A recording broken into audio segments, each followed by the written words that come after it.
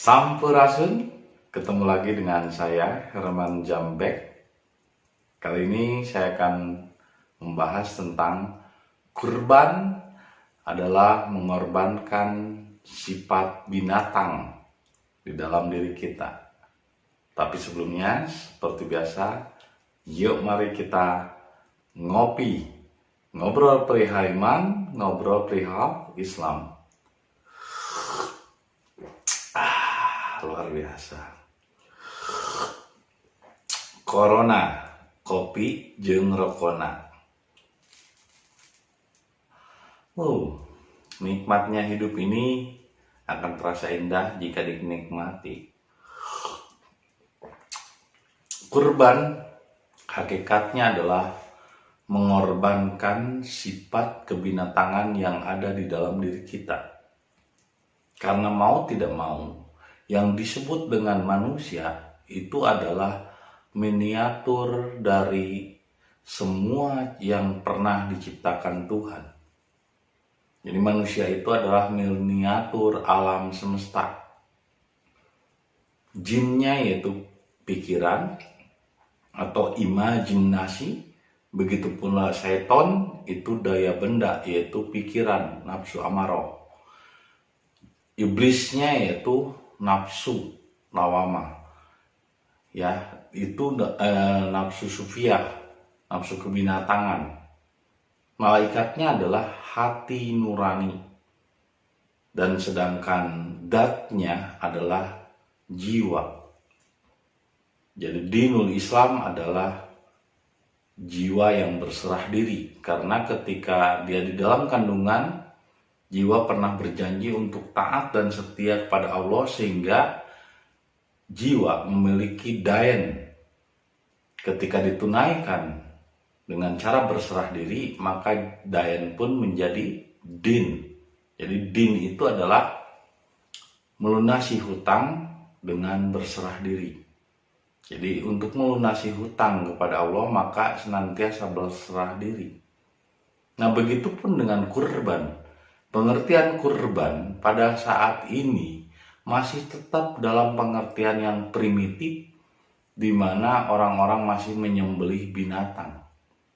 Padahal pengertian kurban itu bukanlah menyembelih binatang, tapi menyembelih sifat binatang yang ada di dalam diri kita.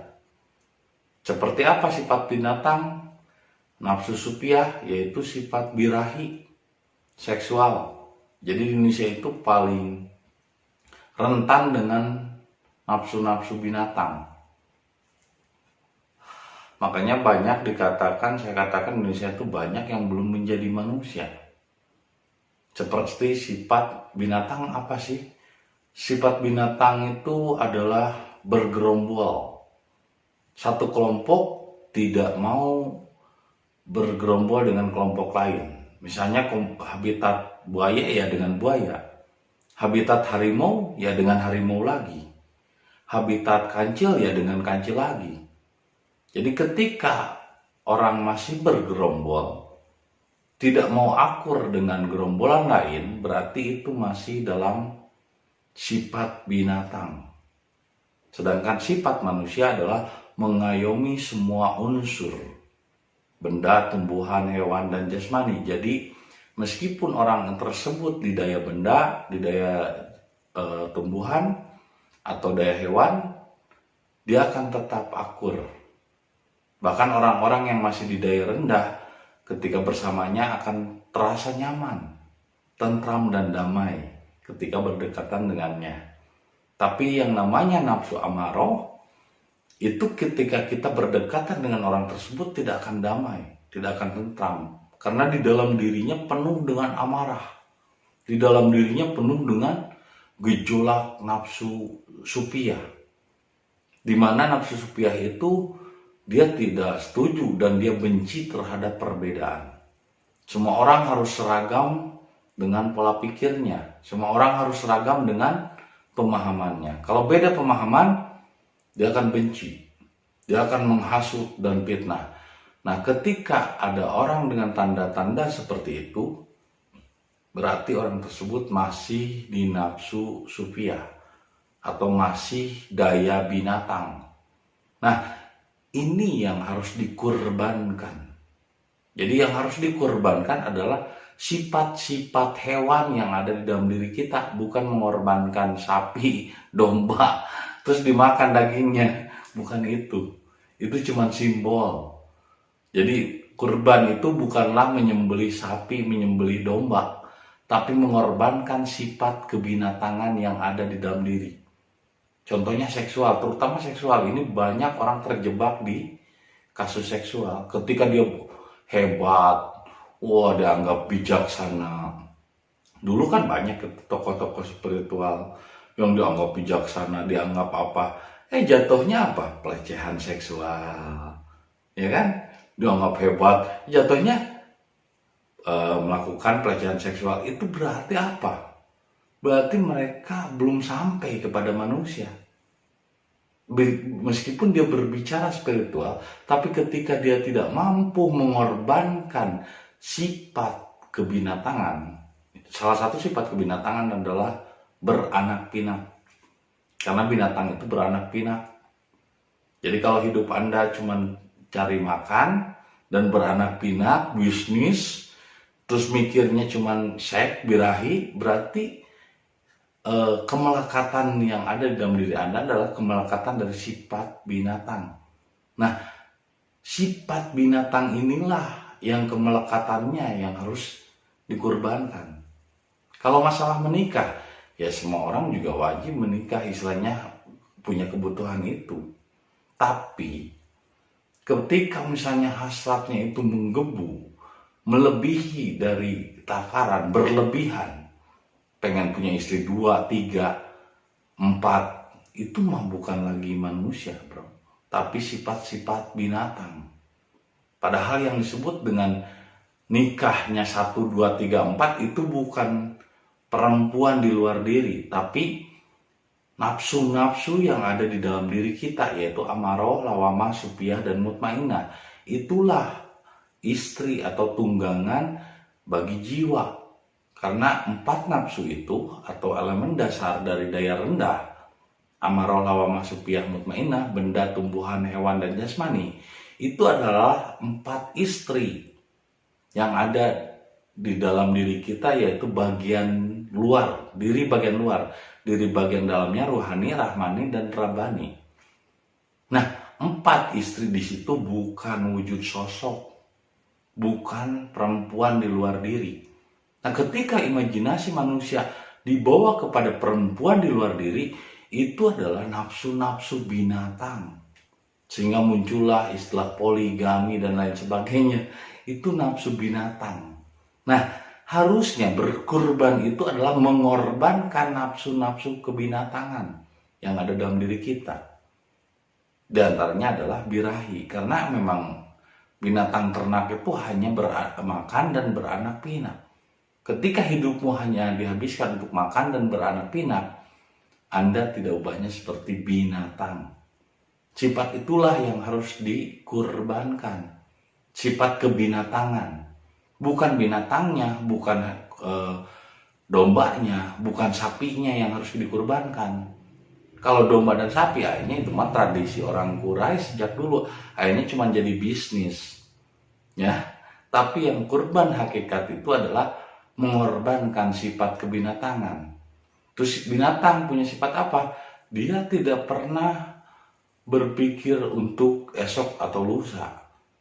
Nah, justru kalau dikatakan serakah, manusia itu lebih serakah, lebih rendah daripada binatang. Coba saya perhatikan, monyet kalaupun dia makan, dia paling makan 1 di mulutnya, 2 di tangannya, atau misalnya 3 dengan tangan kiri kanan dengan mulutnya. Itu seserakah-serakahnya monyet. Kalau ngambil pisang paling cuma 3. Tapi manusia ketika serakah, jangankan makanan, gunung dan aset-aset negara saja diambil. Itu manusia lebih parah daripada binatang. Jadi keserakahan manusia sebetulnya lebih parah dari binatang. Bahkan dalam seksual, kebutuhan serakahnya manusia lebih parah dari binatang. Binatang saja terkadang tidak ada yang namanya orang tua binatang misalnya memperkosa anaknya, tapi manusia bisa melebihi dari binatang. Makanya mereka seperti binatang, bahkan lebih rendah dari binatang. Nah, sifat-sifat itulah yang harus dikorbankan, kemelekatannya. Karena memang wajar manusia punya nafsu birahi, karena di dalam tubuh kita juga ada unsur hewani. Tapi kemelekatan yang terlalu cinta kepada nafsu hewani itu membuat proses untuk menjadi manusia berhenti. Dia belum menjadi disebut manusia kalau belum bisa mengorbankan sifat kebinatangan.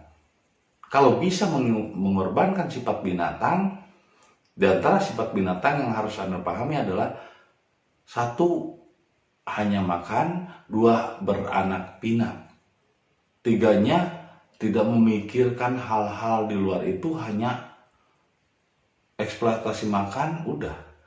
Tapi manusia ketika dihinggapi oleh sifat kebinatangan lebih parah dari binatang itu sendiri. Dalam seksual dia lebih pengen punya istri 2, 3, 4, sampai ada istilah poligami, itu lebih parah daripada binatang itu sendiri. Dalam harta dia pengen mengeruk banyak harta. Dulu Nabi Muhammad usaha dipakai dakwah, tapi sekarang itu dakwah dipakai usaha, lebih serakah dari binatang. Dulu Nabi Muhammad memberi makan ratusan orang miskin, sekarang ratusan orang miskin memberi makan orang yang sudah kaya. Makanya dunia sudah terbalik. Keserakahan manusia di zaman sekarang lebih parah daripada binatang, tapi itu jelas tidak akan bisa disadari. Sadar, itu yang paling penting. Makanya dalam ajaran-ajaran Sunda itu lebih tinggi. Kenapa? Eling, eling, mangka eling, rumingkang di bumi alam. Sadar itu adalah faktor paling tinggi. Karena sadar itu bahasa Indonesia, bahasa Arabnya adalah hidayah. Jadi orang meskipun rajin sholat, rajin ke masjid, belum tentu dia mendapatkan kesadaran. Buktinya apa? Kalau seandainya dia tahu tujuannya sholat, tahu tujuannya ibadah untuk apa, ibadah itu mengabdi kepada diri agar menjadi akhlak yang baik. Tapi kenyataannya orang semakin rajin beribadah malah kok jadi benci sama orang yang tidak sholat, jadi benci sama orang yang tidak sepaham dengan dia, tidak jadi benci. Tanpa sadar kalau benci terhadap perbedaan itu masih sifat binatang, bahkan lebih rendah dari binatang. Jadi kalau misalnya kelompok harimau tidak mau itu bertemu dengan kelompok buaya, atau buaya bertemu dengan kancil, kancil tidak mau ketemu dengan buaya. Karena apa? Beda habitat, dimakan, diterkam. Ketika Anda merasa beribadah menurut baik itu benarnya ibadah kepada Allah itu begitu, terus ada orang lain yang tidak melakukan ibadah sama dengan Anda, kenapa jadi benci? Kalau masih benci, orang yang berbeda pendapat, orang yang berbeda tata caranya, berarti sifat Anda masih binatang. Nah, itulah yang harus dikurbankan. Jadi kurban itu bukan menyembelih domba atau sapi, tapi menyembelih sifat kebinatangan yang ada dalam dirimu. Kenapa menghasut, memfitnah, dan mencela orang lain yang beda pendapat denganmu? Di sana angka 6, di sini angka 9. Berbeda bukan berarti menghina. Ketika Anda merasa terhina, berarti ada kehinaan di dalam diri Anda. Itu sifat-sifat binatang. Sedikit saja beda, berantem, saling beradu, dan mudah diadu domba. Makanya kenapa kata-katanya domba, diadu domba. Artinya apa? Sifatnya masih seperti domba, seperti kambing. Jadi semuanya harus seragam. Ketika satu imam mengatakan be, ya itulah domba yang selalu harus seragam. Ketika ada yang beda, benci. Ketika kambing itu datang ke padang savana, diterkam sama singa. Saling menerkam. Itulah sifat binatang. Nah, itulah yang harus dikorbankan. Sifat seperti itu harus dikorbankan, kemelekatannya. Karena memang manusia tidak lepas dari yang namanya sifat benda, tumbuhan, hewan, dan jasmani. Itu diri, tapi dirinya bagian luar. Nah, diri bagian luar ini harus dikikis kemelekatannya. Seperti nafsu seksual birahi. Ada orang yang sampai ngejar-ngejar, padahal orang yang dikejarnya udah bilang bahwa dia tidak cinta, tapi terus dia mengejar. Itu kan dia belum tidak sadar diri, belum dapat hidayah. Dia mencari-cari Tuhan sampai jauh keluar dirinya, ke Surabaya lah, ke Jogja, kemana misalnya, untuk mencari Tuhan. Padahal Tuhan nggak perlu dicari keluar diri, nggak perlu dicari dari orang-orang lain. Cukup sadari sifat kebinatangan di dalam diri kita dan korbankan sifat kebinatangan itu. Jangan terus dikuasai dan dikendalikan oleh sifat binatang. Sifat binatang kan gitu, ingin saling menguasai, menerkam. Ketika ada rasa dalam diri Anda ingin menguasai, ingin memiliki, ingin memangsa, itu berarti masih ada sifat binatang dalam diri Anda. Jadi jangan sekali-kali punya keinginan untuk memangsa, menguasai, mengajak orang, memaksa orang untuk seragam dengannya.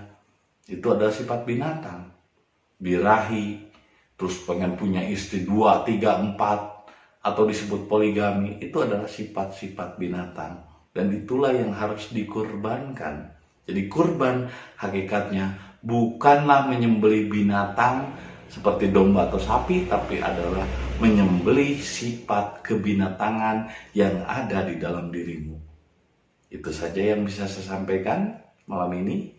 Semoga menjadi inspirasi dan hidayah bagi kita semua. Terima kasih atas kesetiaannya menonton video saya. Dan jangan lupa, kopi ketika otak perlu inspirasi.